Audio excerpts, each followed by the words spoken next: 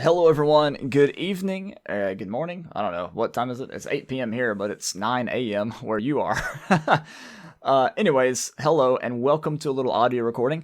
I have been working basically nonstop on my really good friend and mentor and brother in Christ and my family, Dr. Dallas Burdett. We've been working on his website, I should say, and I've been updating it and uploading all of his files and his articles and his essays from over the years.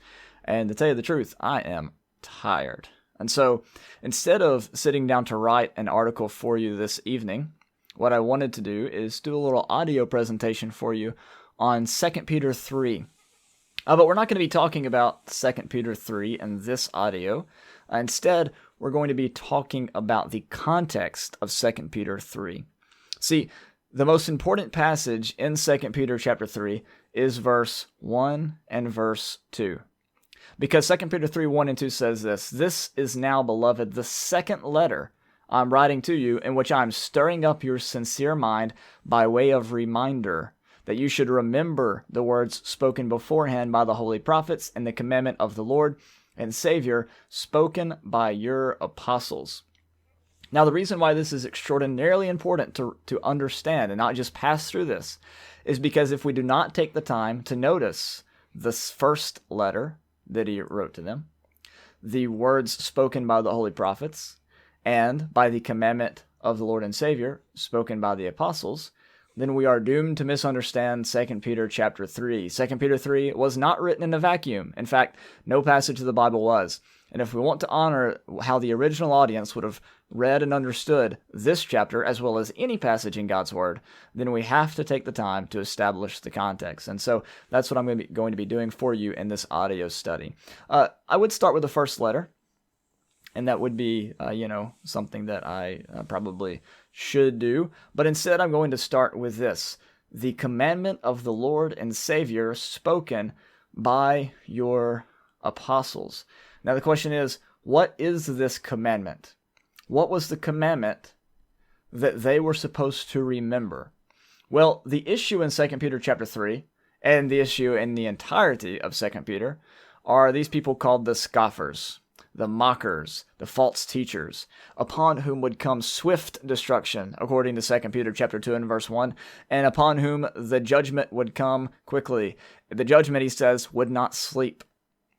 And they would be judged like the world was judged in Noah's day, according to 2 Peter chapter 2 and 2 Peter chapter 3.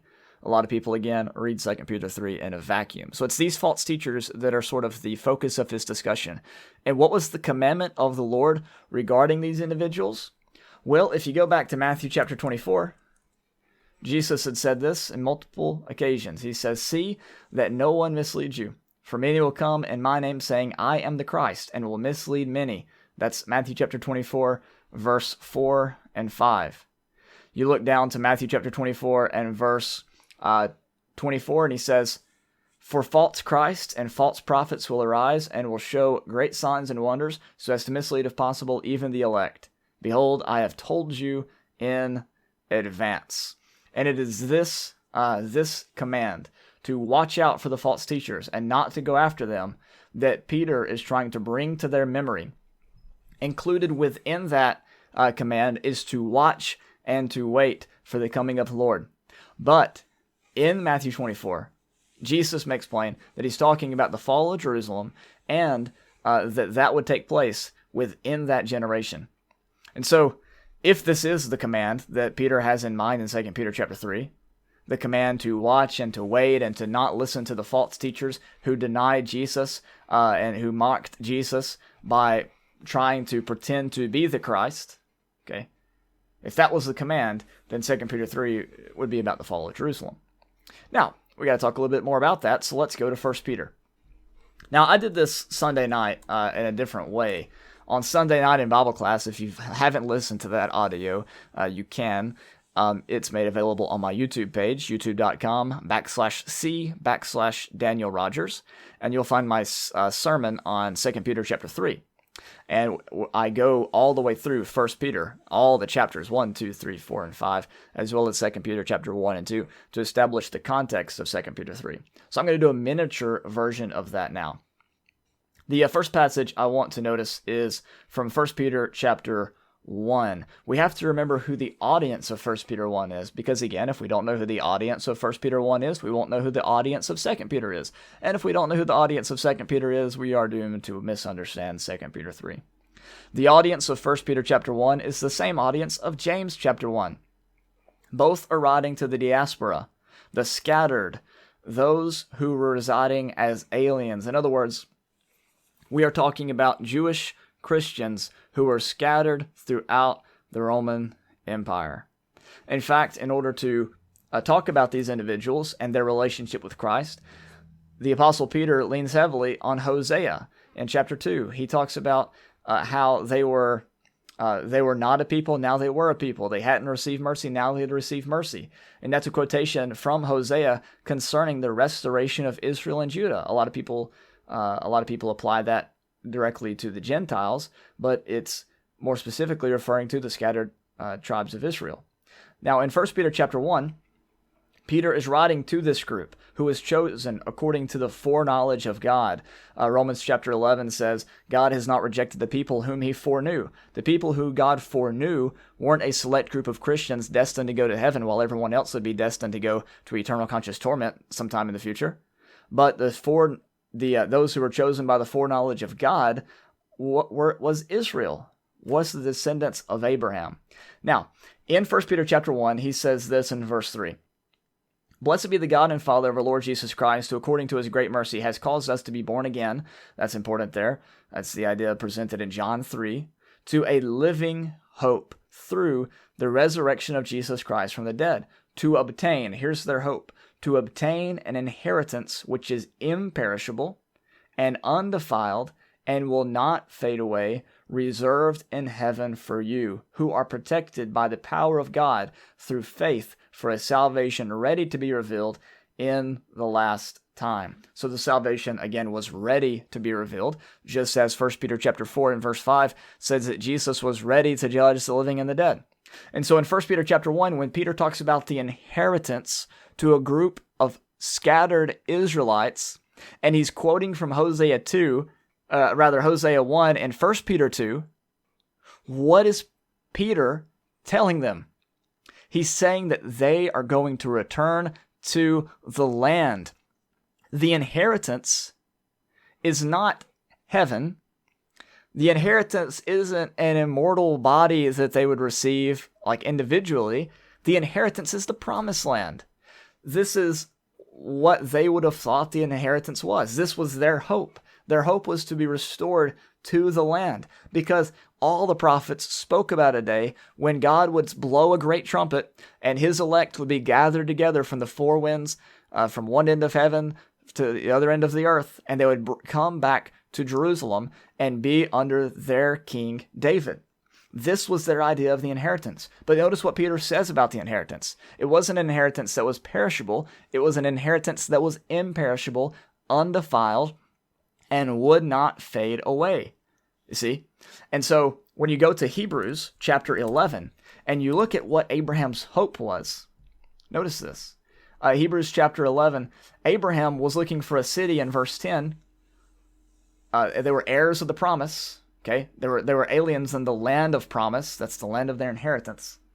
They were looking for a city which has foundations, whose architect and builder is God. And so Jesus said, I go to prepare a place for you. And Paul said, the Jerusalem above is free and is mother of us all. Right? Hebrews 12 says, we've come to a mountain that cannot be touched, but to the heavenly city, to the new Jerusalem. In Hebrews chapter 11, he goes on to say in verse 13, all these died in faith without receiving the promises, but having seen them and welcomed them from a distance, and having confessed that they were strangers and exiles on the earth. For those who say such things make it clear that they are seeking a country of their own. And indeed, if they had been thinking of that country from which they went out, they would have had opportunity to return. But as it is, they desire a better country, that is, a heavenly one. Therefore, God is not ashamed to be called their God, for he's prepared a city for them. And it is this city, it's this country, it's this remaining rest, as Peter called it, or rather as the Hebrews writer called it in Hebrews chapter 4, I believe it was, This remaining rest is the new Jerusalem. It's the heavenly country. It's the land. It's all about returning to the land. And so whenever Jesus says the meek shall inherit the earth, the Greek word there could probably be better translated land. The meek shall inherit the land, because Jesus was all about the restoration of Israel. In the book of Luke, oh man, I'd love to do a study on this. Maybe tomorrow, maybe tonight. I don't know. Maybe I'll record it tonight. But in Luke chapter 1 through 3, you have all these people, all this excitement. There's an expectation, is what one of the passages says. There's an expectation for the kingdom of God and for the Christ, for the Son of God, the Holy One of Israel. And all of these individuals are saying, this is the one that's come for the resurrection of Israel. The rising and falling is what she says, Anna the prophetess. And John's dad, and then this other fellow, Zephaniah, I believe it was, all of them say he's looking for the consolation of Israel. He's here for the salvation of the people. They're looking for God to redeem Jerusalem, which is what the two disciples on the road to Emmaus think as well towards the end of the book of Luke. And so Peter, when he's talking about the inheritance, he's not talking about the fleshly land, the physical land there in Palestine, but he's talking about the heavenly country, the new Jerusalem, which is called by John in Revelation 21, the new heavens and the new earth. The new heavens and the new earth is all about fulfilling the land promises made to Abraham, made to Moses, made to David, the Messianic kingdom, made to Israel in exile. It's the land that's filled with righteousness. And Jesus said, if you hunger and thirst after righteousness, you will be satisfied. It's the land where there's no tears. And Jesus says, blessed are those who mourn, for they shall be comforted. You see? It's the land of vindication of the martyrs. And Jesus said, blessed are you if you're persecuted, for the kingdom of God belongs to you. Do you see what's happening here? Peter, in 1 Peter chapter 1, has one thing on his mind, and that is the fulfillment of the promises made to Old Covenant Israel about returning to the land. And that's what 1 Peter 1 is all about, and that, my friends, is what 2 Peter 3 is all about, and the new heavens and new earth. Hey, I hope you enjoyed this short clip. You'll be able to listen to this again and again. If I went too fast or whatever, pause, rewind, put it on half speed, whatever. And then tomorrow I'll be looking for a clip on Luke chapter 1 through 3, a brief overview. Of course, if you have ever heard me give a brief overview of anything, you know that they're never brief. But hope you have a good day. God bless.